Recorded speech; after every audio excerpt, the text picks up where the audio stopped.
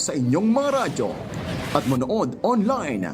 I-like at i-share ang AFP Radio DWDD Facebook page. Ito ang DWDD Armed Forces Radio, ang boses ng Kawal Pilipino.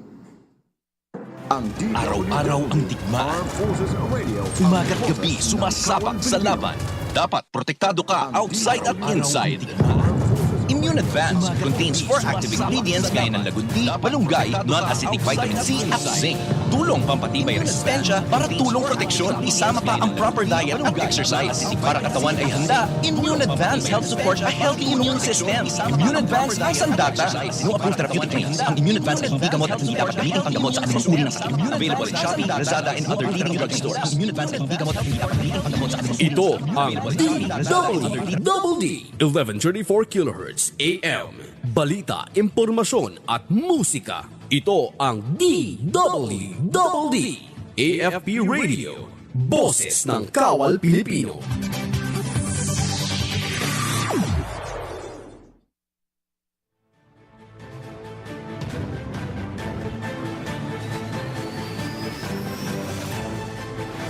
Ikasampo ngayong Abril ng ating ipinagdiwang ang Araw ng Kagitingan, kung saan karaniwan natin itong idinaraos sa pamamagitan ng iba't ibang seremonya. Kaya naman sa episode na ito, samahan niyo kaming balikan ang ilan sa mga kaganapang inialay para sa ating mga bayani at upang magbigay pugay sa lahat ng mga magigiting at dakilang kasundaluhan sa pagbubuwis ng kanilang buhay para sa kasarinlan at kapayapaan ng lupang sinilangan. Ako po si Major Sanon C. Pansito III at kami ang inyong kawal.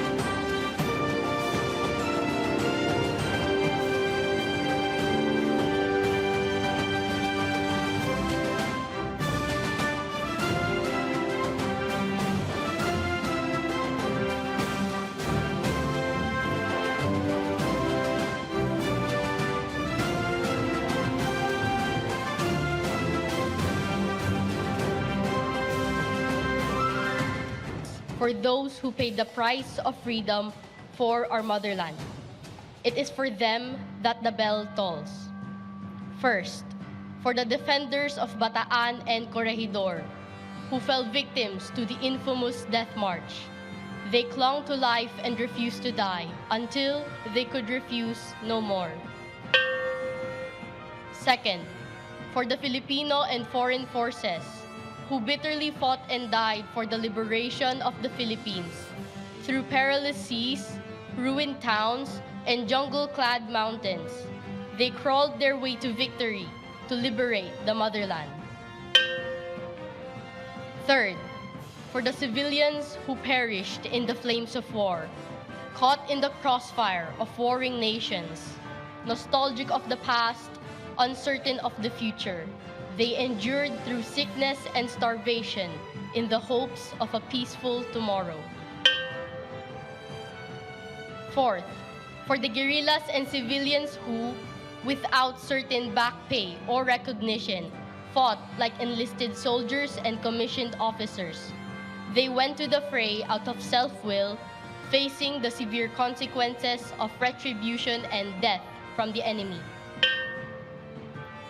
Fifth, for the officials and civil servants who remained behind enemy lines while others fled, with a firm conviction of serving the country until the very end.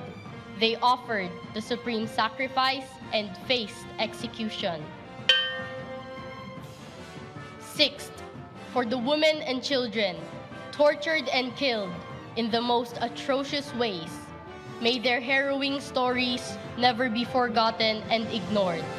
Justice alone can give them rest.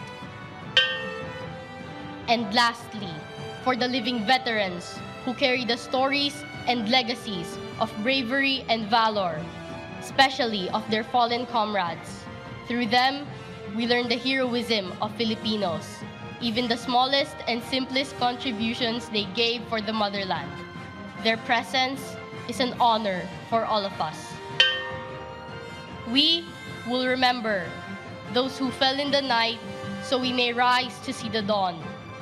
They bequeathed us life and liberty, as well as the duty to cherish and defend them, like they did 81 years ago. In the present, let us work for the peace that our forebears fought and died for. Matatag, matapang, at handang harapin ang mga hamon ng panahon. As we pay tribute and remember our fallen heroes, let us keep in mind that their sacrifices have paved the way for a brighter future for our nation. May their bravery and valor ignite a spark within us to unite and work together towards a more connected, prosperous, and united Philippines. Muli, sa ating pong mga veterano, taus-pusong pasasalamat sa inyong kadakilaan at kabayanihan. Kayo ang aming matibay na halimbawa at gabay tungo sa mas maunlad at makabuluhang kinabukasan para sa ating bansa. These hallowed halls and the sturdy white cross that stand as a monument to valor is a testament to the great sacrifice of those who came before us. It was this new age of peace and amity between the Filipino-American and the Japanese peoples that we offer this moment of solemn commemoration. To all of them, named and unnamed, knowing that their precious wounds and lives offered at the altar of freedom are never in vain. Today, in this sacred site, we gather and act as close friends and like-minded partners in preserving peace and prosperity in this region for the future generation.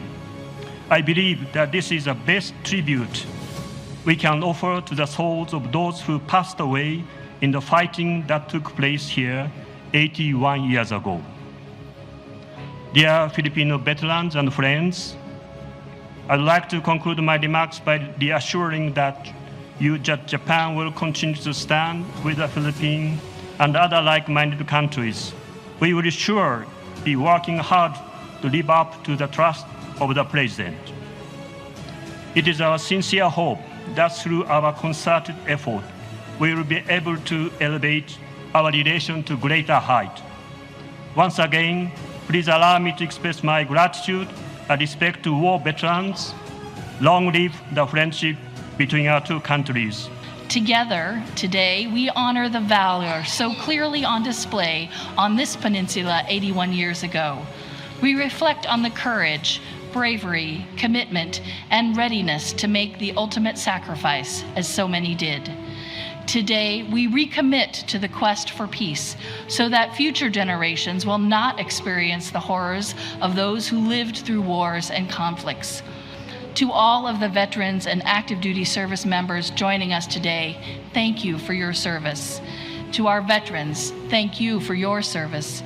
Thank you for granting me the honor to be with you here today on behalf of the United States. Maraming salamat po. My beloved countrymen, we are here today to commemorate a defining moment in the history of our people. We are here to once again remember the heroism, valor, and sacrifice of the countless heroes who, with every ounce of their being, and often with their passing, have made this hallowed ground. We convene here at the Mount Samat National Shrine, built during my father's time to memorialize the heroic struggles of Filipinos and their allies during the war, particularly during the fall of Bataan some 81 years ago. Teeming with rich historical and military significance, Mount Samat was a key part of the plan to defend the Philippines through the so-called War Plan Orange, which looked to Corregidor Island and the Bataan Peninsula as the ideal strategic locations from which to defend Manila. It served as a key observation post overlooking the entirety of Bataan and as the bastion of our resistance against the enemy. It is here, on this sacred ground, that on April 3, 1942, Good Friday, the enemy forces launched their final offensive to take Bataan Peninsula.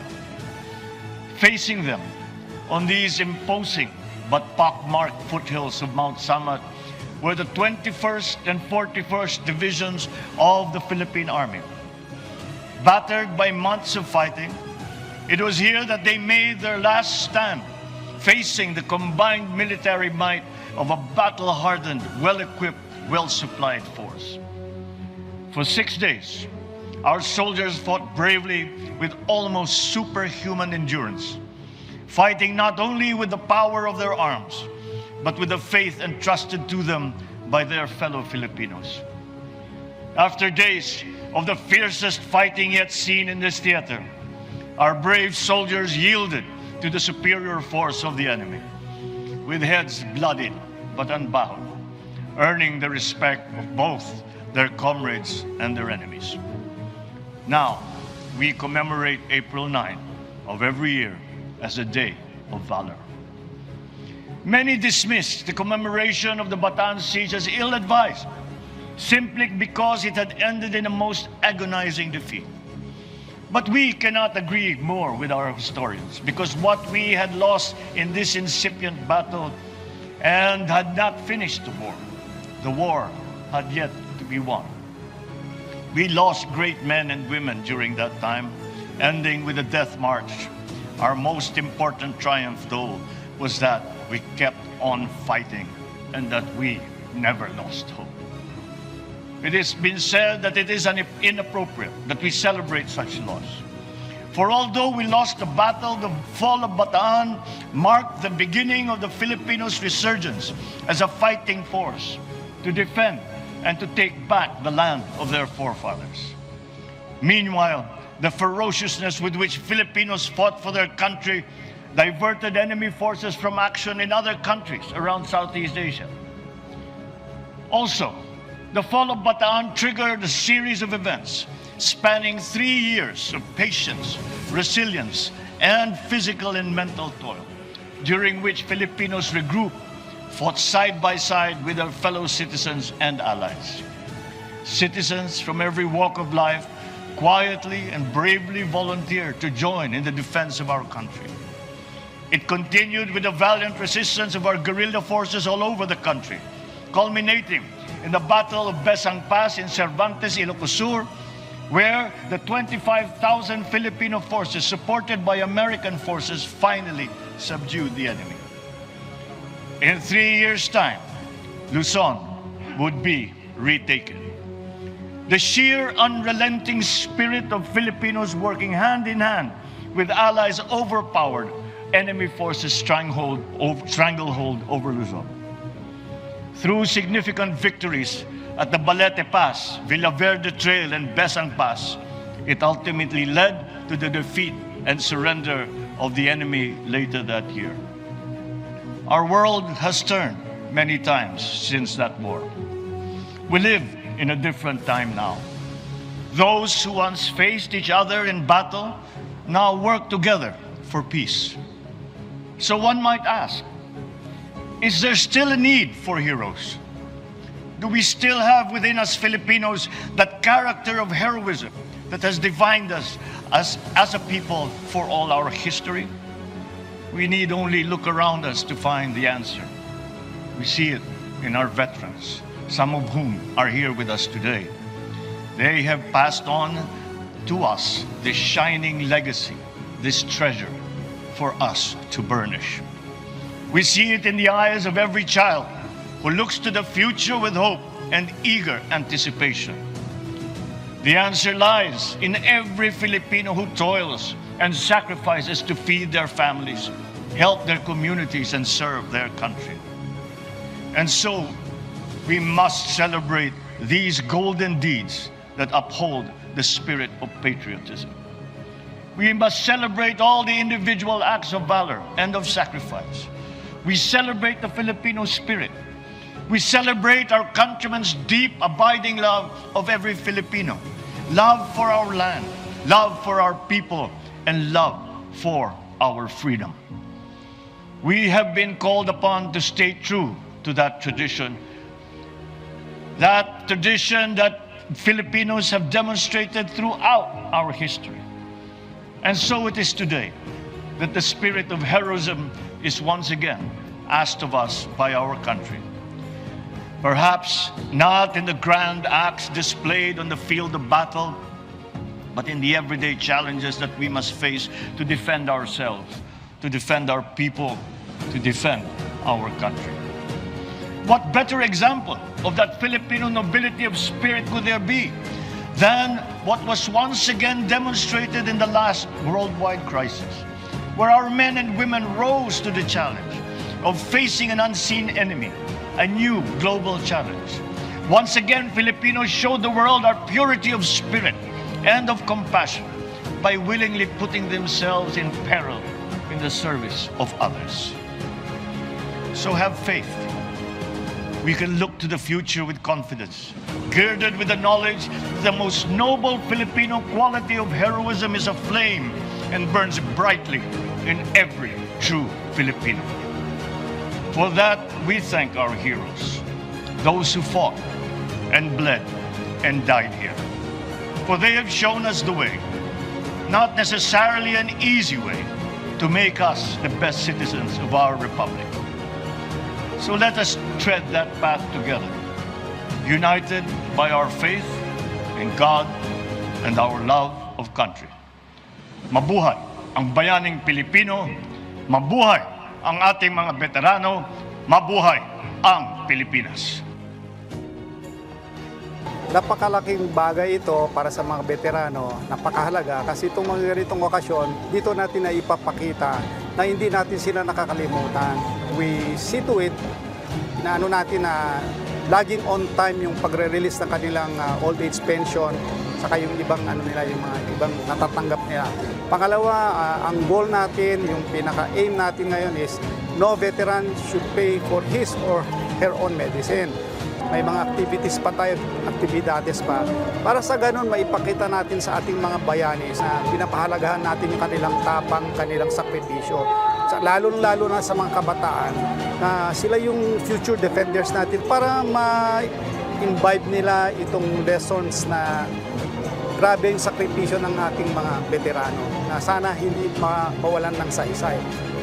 Ang pinag-uusapan kasi dito, pagkagitingan ng mga veterano, ito yung pagiging makabayan, pagmamahal sa ating bansa. Year-round, meron tayong mga batas, mga pulisiya na ipinapatupad ng NHCP para siguruhin na ang ating mga publiko, kabataan, ay matatandaan ang mga bagay na ito.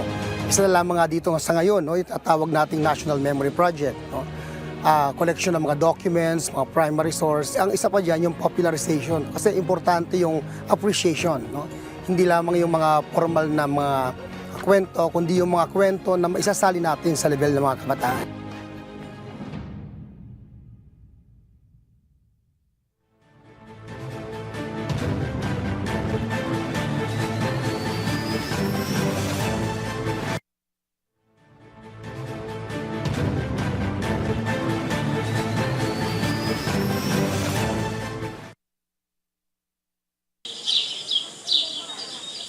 Lolo, eto pa pala yung kinukwento nila Mama at Papa sa amin, yung Capas National Shrine.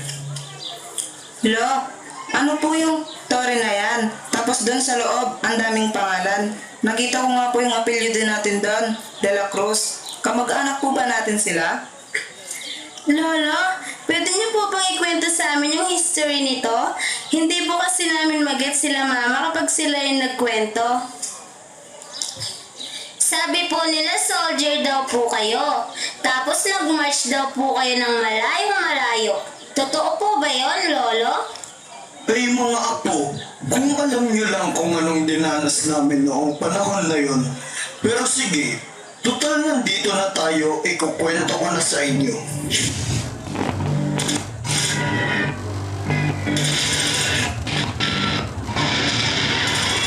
Ang pagbagsak ng Bataan noong April 1942 ay naging mabigat na dahilan upang humina ang biteng.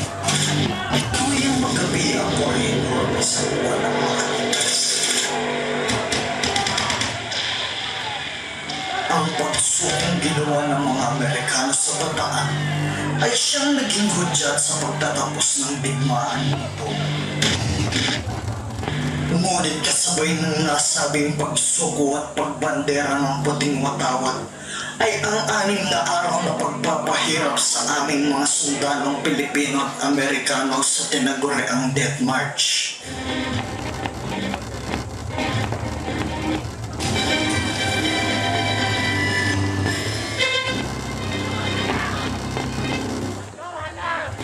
Umabot ng 6 na araw ang aming marcha sa kasagsagan ng init ng araw.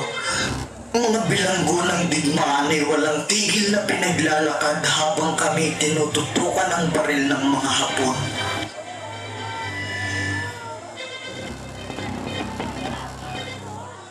Nilakad namin ang kahabaan ng Maribeles Bataan patungong San Fernando, Pampanga.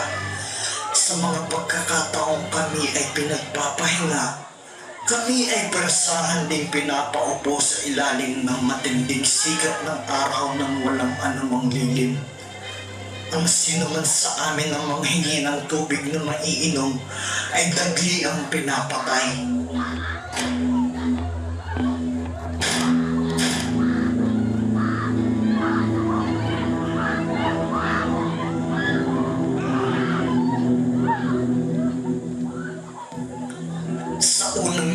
Pa lamang ng marcha ay marami na ang nangamatay. Ang mga nanghihina at nabubuwal sa pila ng marcha ay binabayoneta ng mga Hapon o di kayo pinagbababaril. Ang ilan sa kanila ay inaabuso at malabis na sinasaktan. Habang ang iba naman ay hinahayaan na lamang masagasaan ng mga rumaragas ang sasakyang militar ng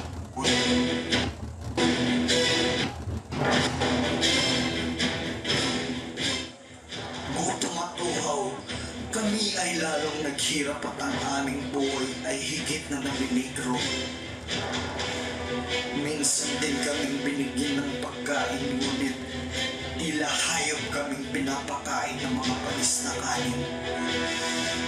Nang sapitin namin ang Capas dala, animo hayop na itinapos kami ng mga sundalong Hapon.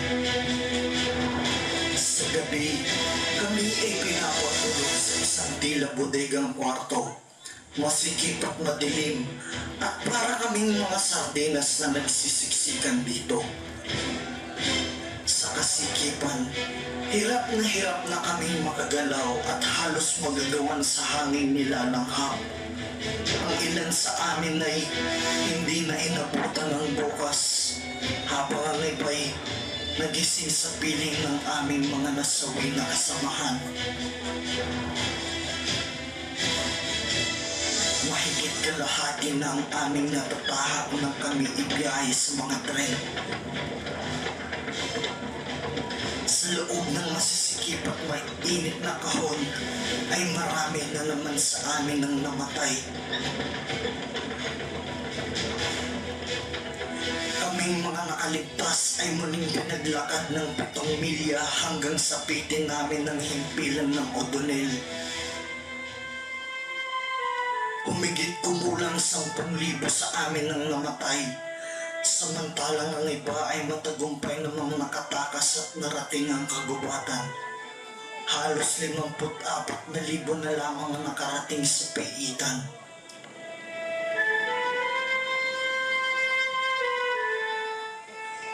Tuwing sasapit ang 9 ng Abril ay ginugunita natin ang Bataan Death March bilang araw ng kagitingan. Isang pistang opisyal. Kasama sa paggunita dito ay ang pag-aalay rin ng bulaklak sa mga pantayong na itanayo bilang pagkilala sa mga sundalong namatay sa mapagpahirap na pagmamarcha. Sa paggunita sa Capas, itong Capas National Shrine dito sa Tarlac at sa tampanan ng Kagitingan sa Bataan.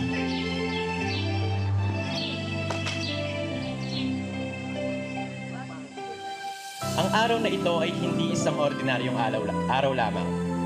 Araw ito ng pagdakila at pag-alaala sa ipinamalas na kabayanihan ng ating mga veterano at maging ng mga sibilyan na ikalawang digmaang pandaigdig. Ang mga veteranong kawal na nagpagod, nag-alay at nagbuwis ng sariling buhay at walang pag-aalin lang lumaban upang ating makamit ang kalayaang tinatamasa natin sa kasalukuyan. Hindi kaila sa atin na ito'y parte na lamang ng kasaysayan. Marahil, ang iba sa atin ay pawang kwento na lamang ang siyang alam, base sa pagkakalahad ng mga nakatatanda o ng mga ninuno natin. Subalit, sa kabila nito, dapat ay ating alalahanin na dugot pawis paghihirap ang kanilang dinanas. May pagtanggol lamang ang ating mahal na bayan laban sa mga dayuhang mananakaw. Nakabibilib na kanilang isinasabuhay ang pusong Pilipino noon pa man, na kahit na anong mangyari, dihado man sa laban, ay patuloy na titindig at lalaban para sa kalayaan ng bayan. Hindi matutumbasan ng kahit na anong salita at tambis ang pagpapasalamat sa mga bayani ng Death March. Isama na rin natin ang mga bayani sa iba't ibang panig ng bansa na lumaban at nakipagtagisan ng lakas sa tarmas sa mga mas makapangyarihan at lamang na mga kalaban.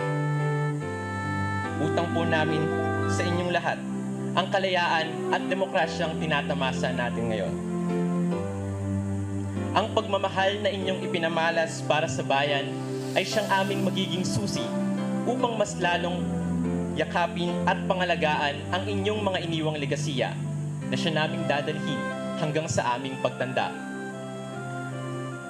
Ang buong respeto at pagsaludo ay tinataas namin hindi lamang sa inyo, pati na rin sa inyong mga pamilya at mahal sa buhay, na nagbigay ng inspirasyon sa inyo upang harapin ang pinakamatinding laban sa inyong buhay, ang pagkamit ng ating kalayaang inaasam. Kaalinsabay sa ating pagdiriwang sa araw na ito, atin din pong parangalan ang ating mga unipormadong kawani, ang ating mga kasundaluhan at kapulisan. Isang pagpupugay sa sandatahang lakas ng Pilipinas o Armed Forces of the Philippines at Pambansang Pulisya ng Pilipinas o Philippine National Police. Tunay nga ang isa kayo sa mga dapat saluduhan sa araw na ito, sapagkat buong kahusayan ninyong itinataya ang inyong mga buhay para sa kapakanan ng sambayanan. Hindi biro ang pagbibigay seguridad at proteksyon sa mga mamamayan, lalo na sa mga panahong sinusubok tayo ng insurhensya at pagkakawatak-watak. Saksi ang lahat sa inyong giting, lakas, determinasyon upang supilin ang mga nagtatangkang magkasik ng kaguluhan sa ating inang bayan. Tunay nga ang inyong pinapatunayan na bayan muna bago ang sarili, na siya na ring sigaw ng ating mga sinuunang bayani. Ang mga bayaning nagsilbing inspirasyon ninyo upang mas lalong pag-igihan ang layuning may palaganap ang kapayapaan at pagkakaisa ng sambayanan. Maraming salamat sa inyong hindi magmamaliw na pusong makabayan. Saludo po kami sa inyo. Hindi rin dapat natin kalimutan ang ating mga modernong simbolo ng kabayanihan. Ang ating mga frontliners na mula pa noong kasagsagan ng pandemya ay walang puknat at walang tigil na inilalaan ng sarili upang hindi na lumaganap pa ang nakamamatay na sakit. Buong pusong ibinubuwis ang buhay upang mabigyan ng karampatang lunas ang mga apektado ng pandemya. Tulad ng ating mga bayani, matinding sakripisyo ang kanilang ibinigay sa paglaban sa hamong ito na yumanig sa atin, hindi lamang sa ating bansa, kundi maging sa iba't ibang panig ng daigdig. Pagsaludo sa mga medical professionals, health workers, volunteers, na taos-pusong inialay ang oras at buhay para sa ating lahat. Atin mang ibinabalik sa normal ang lahat, huwag nating kalimutan ng mga ito na siyang naging susi upang ating marating ang estado natin ngayon, na ligtas at payapang nagagampanan ang mga tungkuling iniatang sa atin. Muli, pagsaludo rin sa ating mga makabagong bayani. Sa ating mga namumuno, mga halal at opisyales ng pamahalaan, maraming salamat sa inyong pag-antabay sa laban na hinaharap ng mga Pilipino sa araw-araw, lalo na noong panahon ng pandemya. Hindi rin kayo nag-atubiling ilaan ang inyong lakas at pagsisikap upang mapuksa at hindi na kumalat pa ang nakamamatay na sakit. Maging ang ating mga nasa akademya, hindi naging balakid ang lockdown at quarantine upang maipagpatuloy naming mga mag-aaral ang edukasyong magdadala sa amin sa isang maayos na hinaharap. Pagsaludo at pagkilala po sa inyo, mga mahal naming guro. Tunay ngang masidhi ang iniwang ligasiya at aral ng ating mga bayaning inialay ang kanilang buhay para ating makamtan ang kaginhawaan ng kapayapaan na ating tinatamasa sa kasalukuyan. Sapagkat tayo ay nanatiling matatag at hindi nawalang ng loob sa pag-asang makalpas sa maligalig na sitwasyon na ating kinaharap sa mga nagdaang taon. Ang paglaban at pagkamatay ng ating mga veteranong sundalo noon at ng mga bagong bayani ngayon na lumalaban sa pandemya at sa iba't ibang krisis ng bansa ay hindi dapat ituring na pagkabigo. Datapwat ay tignan natin ito bilang pagbubunyi sapagkat sa kabila ng bawat buhay na nalagas sa kanila, kapalit naman ito ay ang ating kalayaan at kagalingan. Patunay ito na hindi natitinag ang katapangan at kagitingan ng mga Pilipino sa hamon at pagsubok na ating kahaharapin. Kasabay sa ating paglalakbay patungo sa minimithing maunlad, matiwasay at payapang bayan, naway magsilbi ang okasyong ito bilang isang oportunidad upang ating maipagpatuloy ang nasimulan ng ating mga bayani. Sa pagtindig laban sa mga oportunista at mapagsamantalang tao na gagawin ng lahat, magpaghasik lang ng hindi kanais-nais sa ating bayan. Pairalin nawa natin at isabuhay ang kagitingan at katapangan na ipinamalas ng mga bayani ng nakaraan at kasalukuyan.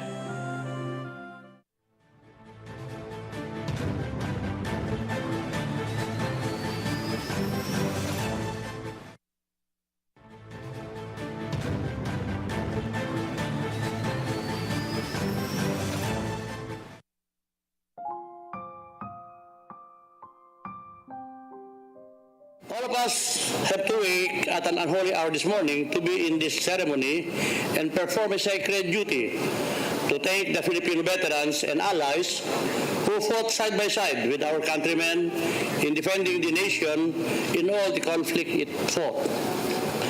The theme of today's sunrise ceremony, kagitingan ng mga veterano, pundasyon ng nagkakaisang Pilipino, perfectly captures the debt of gratitude owed by our people to those who fought for this country.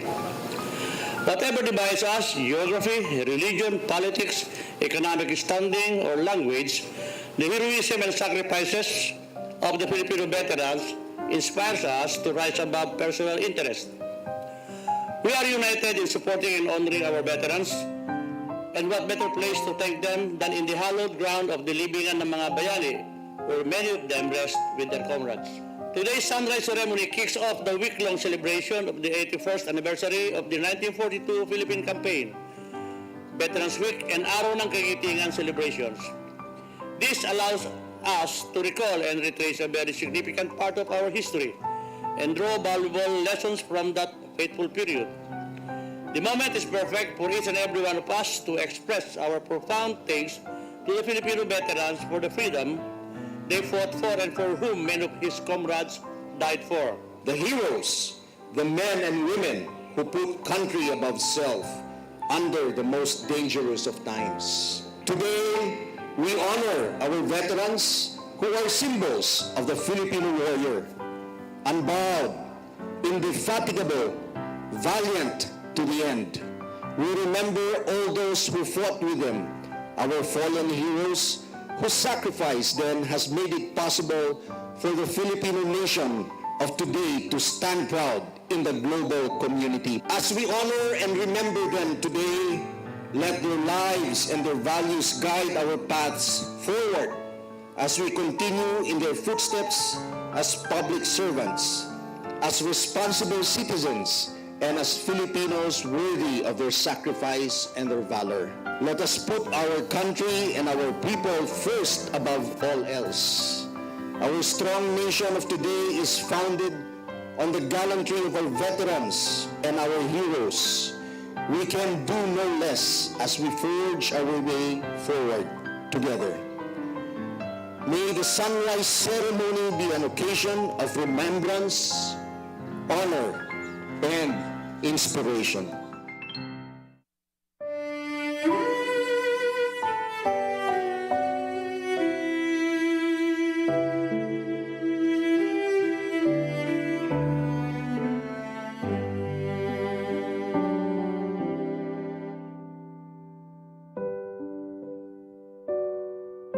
With the team Kagitingan na mga veterano, pundasyon na nagkakaisang Pilipino.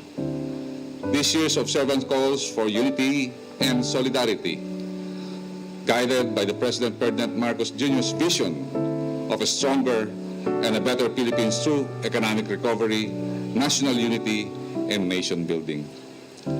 Underscoring the courage and gallantry of the Filipino veterans as the bedrock upon which our nation is built, we should take inspiration from the heroism of our veterans to hurdle whatever challenges that may come our way. Based on recent statistics from the Philippine Veterans Office Affairs, out of estimated 260,000 veterans who fought during World War II, only 1,381 are alive and continuously receiving pensions, 210 of which are century-old. Actually, nakita ko po sila nung ina-awardan ko po sila ng tawag nating Congressional Gold Medal is given by the U.S. government through our U.S. Embassy. Very inspiring that 4 of them at 100 years at talagang naglalakad pa po, papunta po sa entablado. Of this figure, 666 have already received the U.S. Congressional Gold Medal, the highest recognition granted by the U.S. Congress to civilians who have performed an achievement that has an impact on American history and culture, and for fighting bravely alongside with American allies during the war. Indeed, the endeavor to assist our American counterparts to award all intended recipients proves to be a race against time. As of March 2023, the average of World War II veterans is 97 years old, and the oldest is 112 years old. From the city of Marawi, Mr. Alangadi Onday Mauna. Thus, we must make haste in giving our veterans not just the accolades they deserve, but more importantly, their due benefits from a grateful nation. As for the Department of National Defense, our commitment towards advancing Filipino veterans' welfare and well-being is explicitly embodied in our 10-point defense agenda. To note, among our legislative priorities is the bill to create the Philippine Veterans Authority by integrating the functions of agencies mandated to serve the veterans, such as the Philippine Veterans Affairs Office, the Philippine Veterans Assistance Commission, and the Board of Trustees of the Veterans of World War II. And now, we will revitalize our PBDEC and our Real Estate Management Office to enhance the contribution that we will give for our veterans. Nagkaroon po kami ng meeting ng ating veterans sa Federation of the Philippines, and yun po ang inano po namin na talagang maibigay po yung ating benepisyo sa ating veterano. We also made visitations on our Veterans Memorial Medical Center. Nandito po ang Medical Director. At yun po ang inano po namin na talagang maibigay po ang mabuting kalusugan sa ating mga veterano. And we will create, alam ko, we are building yung hospice para sa ating mga veterano, para at least maging maganda po, parang hotel ang kanilang magiging tutuluyan po doon sa Veterans Memorial Medical Center. At sinabi ko rin po sa President ng PBDEC na sa ngayong taon, kumita po sila na 1.2 billion. Ang target po natin ngayong year ay 2.4, doblihin, para at least yung 50% po na yun ay maibigay po sa ating mga veterano. We are also firmly advocating the enactment of the House Bill 2490, or an act rationalizing the disability pension of veterans, and its version in the upper house, the Senate Bill 1480. Both bills aim to uplift the lives of disabled veterans who incurred military service-connected disability, sickness, and injury in defense of our country's freedom and democracy. By increasing the disability pensions rates to 4,500 pesos for lowest disability of 10 to 30% and up to 10,000 pesos for highest disability rating of 91%. Simula po kasi nang sa batas ang pensyon na ito ay halos 3 dekada na ang nakakaraan, ay 1,000 hanggang 1,700 lamang po ang buwan ng pensyon. For our post-war veterans or those who rendered honorable military service from the armed forces of the Philippines, the government is looking to adopt a more financially sustainable military and uniformed personnel pension system, which will be founded on sound financial solutions and applications of actuarial science. While the proposed reforms are currently being studied in consultation with active and retired uniformed personnel and our Congress, we give our assurance to our stakeholders that the government will always side with the welfare and livelihood of our men and women in the uniform. Be assured that the One Defense Team and the Armed Forces of the Philippines will always put importance on the well-being of our veterans, soldiers, and civilian human resource. Esteemed guests, ladies and gentlemen, I am profoundly grateful to our veterans, veteran support institutions, veteran servicing institutions, our partner organizations, and all the youth leaders for joining us in honoring the memory of our Filipino patriots.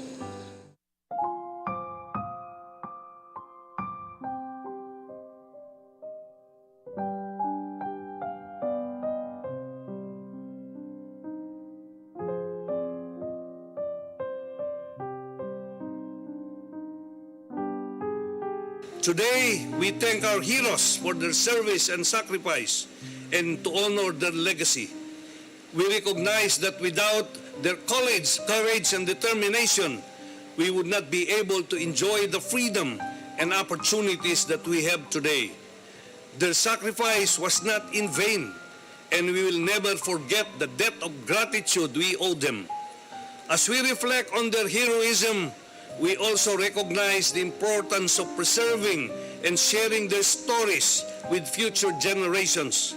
Many young Filipinos today are not aware of the sacrifices and contributions made by our veterans, and it is our responsibility to ensure that their memories lives on.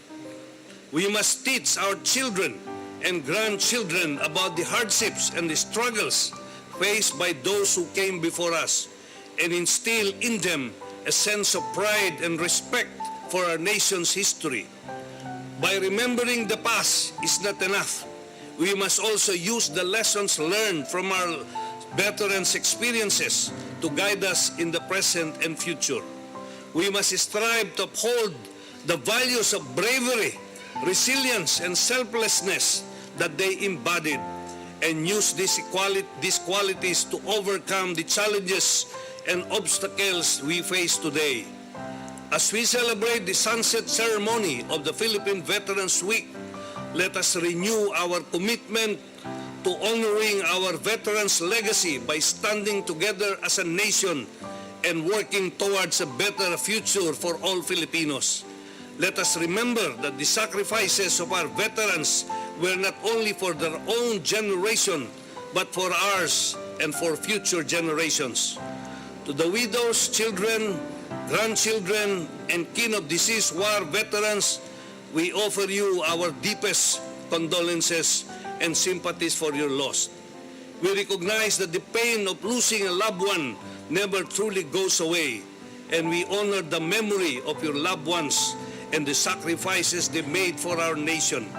We also extend our gratitude and support to all our living veterans who continue to inspire us with their stories and their service. Let us take this moment to remember the sacrifices made by our veterans and honor their legacy. Let us never forget the bravery, strength, and selflessness they displayed in the face of adversity. Let us use their example to guide us in our lives. Again, we would like to thank the Philippine Veterans Affairs Office in their unwavering commitment and dedication to honoring this historically significant moment in time and ensuring the education of every Filipino so they may know of the incredible sacrifices Filipinos were and are capable of. Again, magandang gabi po sa inyo lahat at maraming salamat. Pinatutuhanan ng ating mga bayani at mga veterano ang kasabihan, ang bayaning nasusugatan ay lalong nag-iibayo ang tapang. Para sa kanilang tapat na pagtupad sa tungkulin at matapang na pakikipaglaban, para sa kanilang pagsasakripisyo, at para sa lahat ng dinanas nilang paghihirap. Isang pagpupugay para sa lahat ng magigiting at matatapang na bayaning ipinaglaban ang nakaraan upang palayain ang ating bayan mula sa pilit na pananakop ng kalaban sa nakaraan. Asahan ninyo na ipagpapatuloy ng mga susunod pang henerasyon, lalong-lalo na ng mga kasundaluhan, ang inyong nasimulang pagprotekta sa ating bayang inilaban hanggang sa kamatayan. Muli, isang karangalan na kayo'y aming mapaglingkuran. Ako po si Major Sanon C. Pansita III at kami ang inyong kawal. Ang inyong kawal, magtatakbo sa inyo, ang sandigan ng mamamayang Pilipino, kagitingan, katapangan,